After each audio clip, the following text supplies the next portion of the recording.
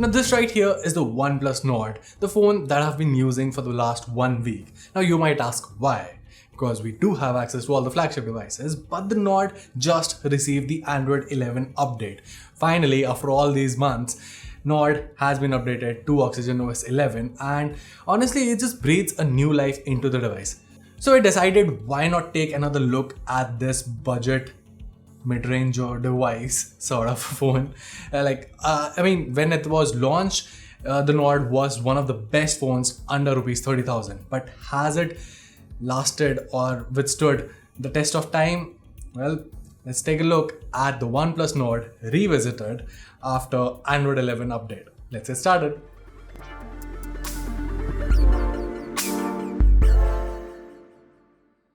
Okay, so I won't be wasting a lot of time talking about the major portions. You already know the specifications. We've already done a review, and we've already done a 45-day long-term review of the phone as well. You can check out all of that from the link in the description box.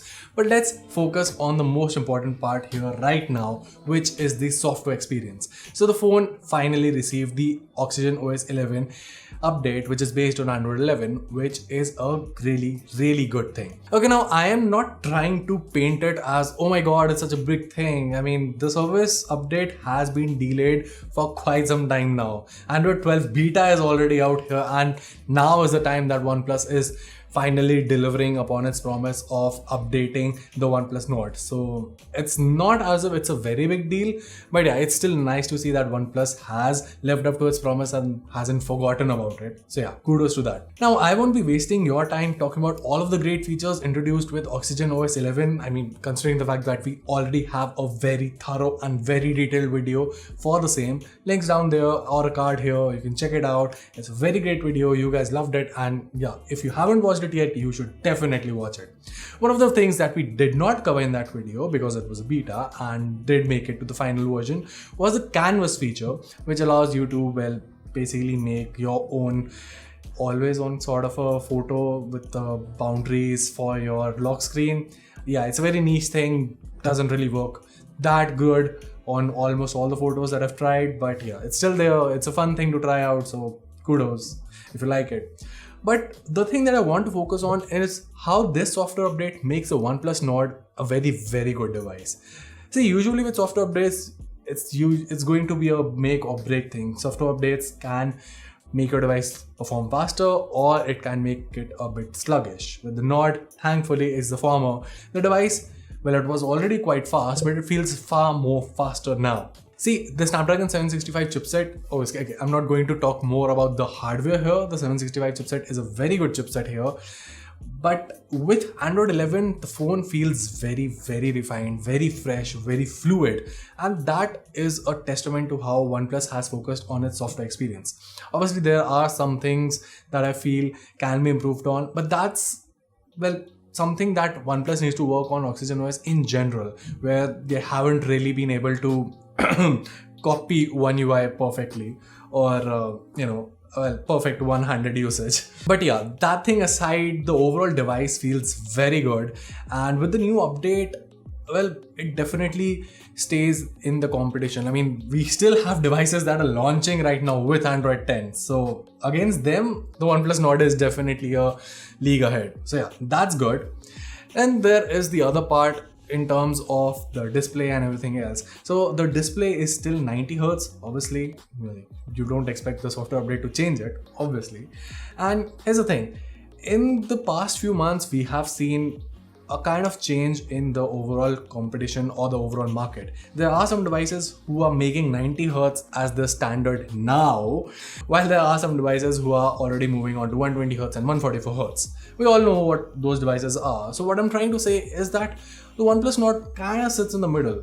If you compare it with its competitors, you have options that are priced 10,000 less than the Nord and are offering 120 Hz displays, which is great.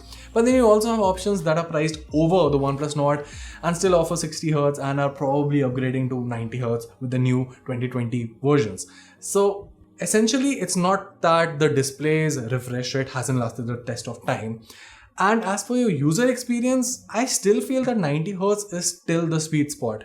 I mean, I have had these discussions with a lot of folks. I personally am a gamer, a PC gamer, so I'm using my PC at 144 Hz. But when it comes to smartphones, while I do love 120 Hz, I still prefer 90 Hz panel simply because it's the perfect balance between smoothness and battery life.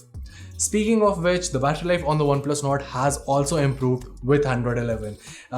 Earlier, I used to get around 5.5 to 6 hours of screen on time, and right now I'm averaging close to 7 hours, which is pretty good.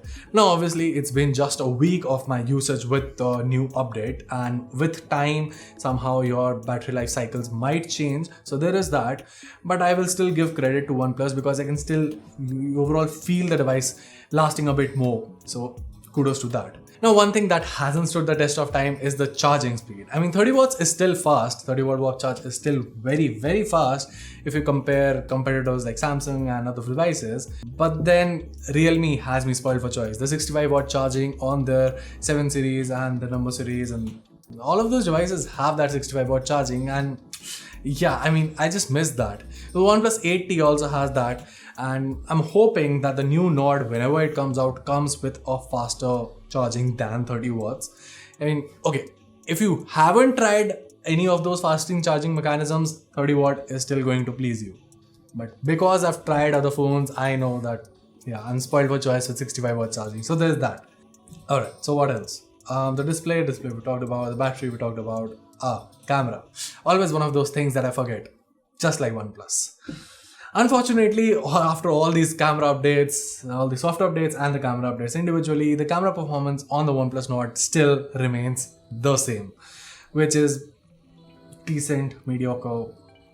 Describe it however you want to, it's still not great and definitely lags behind the competition. I mean, if you're in the same market and looking for a great camera device, the Vivo V20 Pro or the Xiaomi Mi 10, great devices, and the OnePlus Nord still definitely lags behind the competition. That said, one of the biggest advantages that the Nord has up its sleeve is Gcam compatibility. I mean, all the other devices that I talked about obviously can support Gcam, no issues there. But the Nord always has had a big community behind it, which means that the Gcam port for the OnePlus Nord is one of the most stable ports out there that I've tried, with all the features available right out of the box and config files designed specifically for your OnePlus Nord. That is a big plus if you like to use Google Camera. If not, and you just want a good camera out of the box, a good stock camera, the Nord isn't the best option out there. And well, yeah, that was basically the OnePlus Nord summed up in a nutshell. While the Nord has withstood the test of time for a couple of users in a couple of ways, there are certain things that OnePlus could have improved, specifically the camera, which they haven't.